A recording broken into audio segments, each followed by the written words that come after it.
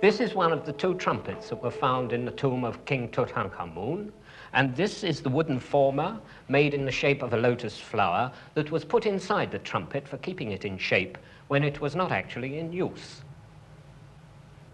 The trumpet itself has a bronze mouthpiece, an ebony tube, and a bell of gold incised with the figures of the young king and the three gods of the principal cities of ancient Egypt. These gave their names to the divisions of the Egyptian army at this particular time. The war trumpet was one of those newfangled weapons that came in with the chariot from Asia in the 16th century BC. With the more sophisticated ideas of warfare that were then introduced, there came the need for signaling on the field of battle. And for this purpose, the war trumpet was as revolutionary in its impact as wireless telegraphy in the First World War.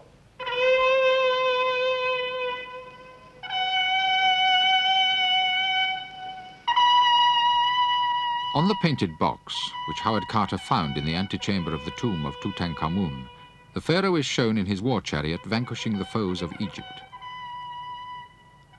As usual, the pharaoh is shown in an idealized form, larger than life, firing his bow into the thick of the enemy with the unerring aim of a Superman.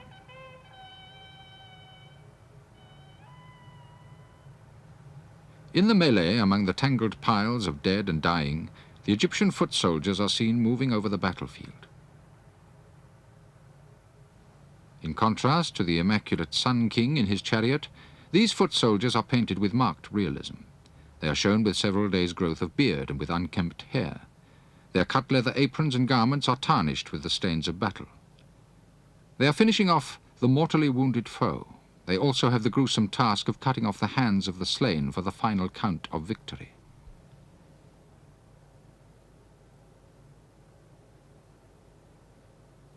The soldier's life is quite often portrayed in the tombs of the nobles at Thebes. In this case, new recruits are shown being enrolled into the army. Army barbers are there to give them regulation haircuts, the Egyptian version of the military short back and sides. In a surviving text, an ancient Egyptian satirist recounted the lot of the infantryman. Come, let me tell you how miserably the soldier fares. He is taken away as a child and confined to camp. The recruit is born only to be torn from the arms of his mother. He is battered and bruised with floggings. If he reaches the enemy, he is like a trapped bird with no strength in his limbs. If he returns to Egypt, he is like wood that the worms have eaten. Such was the lot of the ancient Egyptian foot soldier. In the same tomb at Thebes, the dead nobleman himself is shown, hunting from his chariot. The chariot was the fighting vehicle of the officer class of Tutankhamun's day. But according to the same satirist, the aristocratic charioteer fared little better in the army than the infantryman. Come, let me tell you of the miserable profession of a chariot officer. He gets a position in the stable because he is of good family. He hastens to get steeds from the stall in the presence of His Majesty. When he has acquired a goodly span, he is overjoyed. And when he brings them to his hometown, he tears madly around with them. Happy is he then, but he does not know what is in store for him. He squanders his patrimony on an expensive chariot in which he rides furiously until he reaches the mountains, when he has to cast it away in a thicket and go on foot. His garment is torn by thorns and his feet are cut. When he reports back, he is beaten with 100 blows. But in the Egypt of Tutankhamun, nearly all the king's influential advisors were high-ranking officers, men like Ai and Horemhab, who both succeeded Tutankhamun in turn as pharaohs of Egypt. The forces of these Egyptian generals were always reinforced with Nubian contingents from the far south. The temple of Medinet Habu at Thebes shows some of these southern warriors. This is in a corner of one of the courts. They used to emigrate from their barren home to take service in Egypt. They are often recognizable by their dark skins and the feathers they wear in their hair. Like the Roman army and the British army too, the Egyptian forces often relied on recruits from beyond the borders of the settled and civilized homeland. When Meseti, the military governor of Asyut, died in about 2000 BC, he took to the tomb 2 companion sets of model warriors for service in some troubled afterlife. They are now in the Cairo Museum. The Nubian archers are again distinguished by their darker skins. They also wear garish leather loincloths and carry their bows. These Nubian archers formed a renowned fighting unit that saw service as far afield as Palestine and Syria. One Nubian tribe was extensively employed as police, so much so that they gave their name, Medjay, to the entire force. Meseti's companion set of native Egyptian soldiers carried copper-tipped lances and great ox-hide shields. Private armies predominated in Egypt after the fall of the Old Kingdom and during the Middle Kingdom. The Nubian border was governed in the name of the king by border barons, the keepers of the gateway of the south. They had their base at Aswan, where their tombs still dominate the hillside on the western bank of the Nile. These men led their trading caravans deep into the African hinterlands and are among the earliest of Africa's famous explorers. Their power is well expressed in the size and magnificence of their tombs. But finally, these border barons were suppressed in the reign of Sesostris III, who replaced them with officials appointed by himself. Sesostris III, seen here in 2 statues in the British Museum, was renowned in after years as conqueror of Nubia. During the reigns of his 2 predecessors, Sudanese tribesmen had pushed northwards and raided the partly cultivated lands of Nubia. It was left to Sesostris III to re-establish the southern frontier of Egypt at the Second Cataract. This is where the river tumbles through a broken mass of rocks. It forms a natural barrier to water transport. In this region, Sesostris III built 8 massive forts to protect the area and to regulate the trade in tropical products. These forts have been excavated in recent times, and 2 that stood at the head of the cataract, on the east and west, were particularly impressive. A good deal of Egyptian military service was spent in garrisoning fortresses like these. The garrisons lived here with their families in much the same way as the Europeans manned their trading forts in North America during the early colonial period. Like a Fort William or a Fort George, one of these fortresses was named after the reigning monarch, Sesostris III. This reconstruction shows what these forts probably looked like. In the background at the anchorage is the flotilla in which the pharaoh Sesostris III has travelled. At the foot of the hill on which the fort is built stands the pharaoh himself and some of his officials. The camp commandant points out a defensive feature of the ground. Sesostris listens to him while the military scribe jots down memoranda on his writing board. The other fort of the pair stood on the other side of the river, across the ridge of stones that barred the Nile at this point. Several of the tombs at Thebes show the sort of goods that were traded through these fortresses into Egypt. There was copper, gold, cattle, and wood. But there were also the products of tropical Africa, especially ivory, ebony, gums, and animal pelts. There was the occasional novelty, too, like this monkey. And, as well as serving in the Egyptian armed forces, Nubians also emigrated into Egypt to be employed as domestic servants. In this tomb, a dark-skinned Nubian maid waits upon some Egyptian ladies. In another tomb, the native governors of Lower Nubia are shown bringing gifts to the young Tutankhamun. Some of them were completely Egyptianized. Their native dress and feathers must have been for special occasions. This is one of Tutankhamun's thrones. Howard Carter found it in the tomb along with several others. It is accompanied by an interesting footstool, which well symbolizes the Egyptians' attitude to the peoples who lived on their borders. It shows 9 captives of various foreign nations lying bound under the king's feet. Along with the peoples of the south, faces from the northern borders are shown. In the north, there lived the Libyans on the western side. To the east, where the Egyptians held a garrison town near modern El Kentara, lay Sinai and Palestine. The pharaohs boasted from earliest times that they had made the neighboring nations their footstool. King Zoser's feet tread on the 9 bows of his conquered neighbors, just like Tutankhamun's. And on this cosmetic pallet, Narmer, probably the first pharaoh of Egypt, towers over the fleeing figures of 2 Asiatic enemies. They are thought to represent the inhabitants of southern Palestine. The ancient Egyptian hieroglyph for foreign country is this. It comes from a carved rock of about 2600 BC, showing King Sneferu smiting the inhabitants of Sinai, where the Egyptians sought copper and turquoise. Egypt traded her own gold, grain, and tropical products in return for the copper, silver, and wood that Asia could supply. The tombs show the Asians bringing their goods to Egypt. Wood was a highly desirable commodity to the ancient Egyptians, who had little of their own. Among the tribute that these Asiatics bring to Egypt, planks of cedar wood are clearly shown. But of all the imports that the Asiatics introduced into Egypt, perhaps the most significant was the horse-drawn chariot and all the paraphernalia of a new form of warfare that went with it.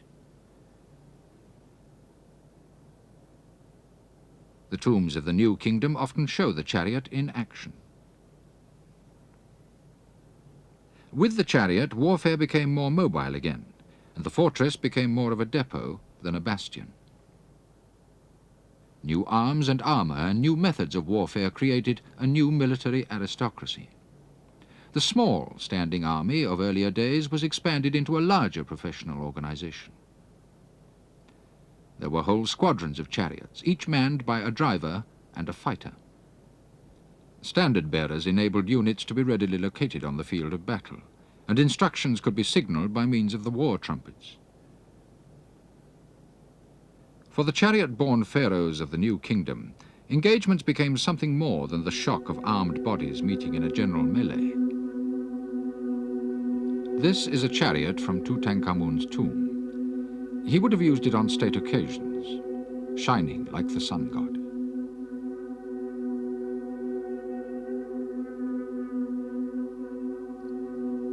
It is a sign of the importance of the chariot to the warrior pharaohs of the New Kingdom that they were sometimes given individual names, as were the horses that pulled them. With the chariot there came into Egypt a whole complementary range of weapons. There was the composite bow, for example, made not from a single piece of wood but built up out of strips bound together for greater flexibility. This is a fine ceremonial one from Tutankhamun's tomb. It's the sort of bow the pharaoh is shown firing from his chariot. To go with these splendid new composite bows, there were, of course, arrows fletched with 3 or 4 feathers. Another very important weapon was the scimitar. These things became part of the pharaoh's standard set of emblems in the New Kingdom. On one of his ceremonial parade shields, Tutankhamun wields a scimitar exactly like the real ones from his tomb. This time he is dispatching not human enemies, but a lion. With this new range of weapons, the character of warfare changed in favor of greater emphasis on strategy and tactics. One of the most successful strategists and commanders in the field, if we are to believe his own accounts at least, was Ramesses II. On the walls of his great mortuary temple on the west bank of the Nile at Thebes, he has had himself portrayed in the thick of a great battle he fought against the Hittites at Kadesh, on the river Orontes in northern Syria. The king is shown in that characteristic pose, aiming his bow from his chariot. On the side of the chariot, a ferocious lion is portrayed, with an enemy's head in its mouth. The whole great face of the temple gateway is covered in the confused scenes of battle.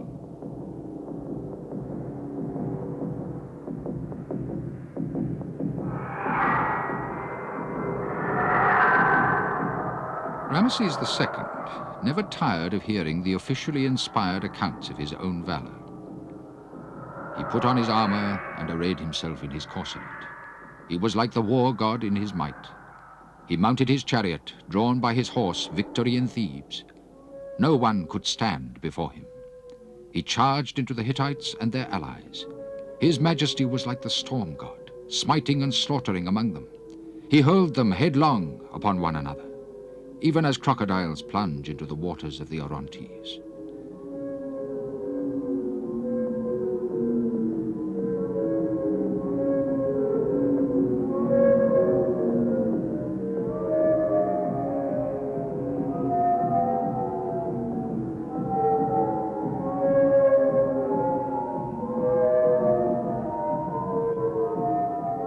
The scene ends with the forlorn foes of the pharaoh stretching out their hands towards a great sea of the faces of their comrades on the other bank of the river.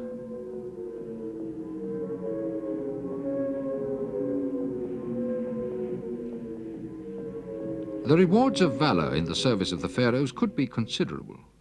Such awards took the form of gold and silver weapons and jewelry of considerable intrinsic value. This beautiful gold dagger is part of a set of military decorations that come from the coffin of Queen Ahotep. She was the mother of the first pharaoh of the new kingdom. Queen Ahotep rallied the Theban forces at a critical moment in the War of Liberation against the Asiatic overlords who ruled much of Egypt between the Middle and the New Kingdoms. All these military decorations were awarded to her by her sons during her lifetime and buried with her. Along with the axes and daggers, there are other military decorations which may seem a little odd to our eyes. The massive gold flies on chains. They were evidently a prized piece of jewelry. As well as receiving decorations like these, soldiers who had shown bravery in the field could be promoted to be officers and given prisoners as serfs. Even foreign mercenaries, like the Syrian spearman shown here with his wife, were well rewarded. His bear is served by an Egyptian servant. With the other great powers of the ancient world, like Babylon, Assyria, Mitanni, and the Hittites, Egypt's dealings were not only in terms of warfare. Diplomacy also had its place. At Amarna, the House of Correspondence has survived, and in it were found over 300 letters to the pharaoh from his brother rulers of the time. At Karnak, near the great pillared hall of the temple, a treaty between Egypt and one of the other great nations, the Hittites, has been recorded. The Egyptian version of the treaty has survived, and by great good fortune the Hittite version has survived too, in the ruins of their capital city in Turkey. The treaty was made by Ramesses II and King Katushilish in 1284 BC. It guarantees that there will be no hostility between the land of the storm god and the land of the sun god forever. It is not surprising that this surviving treaty should be the work of Ramesses II. His challenge of the Hittite power on the battlefield was inconclusive. The treaty was made with a kingdom to the far north of Egypt, in Anatolia, but Ramesses II's power also extended south into Africa beyond Abu Simbel, where he hewed his gigantic temple out of a cliff on the shores of what has since become, 3,000 years after him, Lake Nasser.